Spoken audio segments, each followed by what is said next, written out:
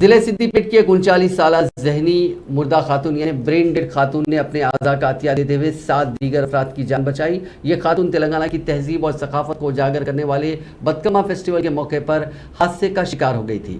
یہ خاتون 2 ویلر چلا رہی تھی، ان کے ساتھ گاڑی پر ایک اور خاتون بھی تھی۔ اس خاتون نے 2 ویلر کا توازن کھو دیا، جس کے نتیجے میں یہ گاڑی درخت سے ٹکرا گئی۔ اس خاتون کو علاج کے لیے پہلے MGM اسپتال ورنگل لایا گیا، جہاں علاج کا اس پر کوئی اثر نہیں ہوا، جس پر ڈاکٹرز کے مشورے پر اس کو بہتر علاج کے لیے حیدرآباد کے نظام انسٹی ٹیوٹ آف میڈیکل سائنسز منتقل کیا۔ تاہم ڈاکٹرز نے ان کو برین ڈیڈ ڈکلیئر کر دیا، یعنی ذہنی طور پر مردہ۔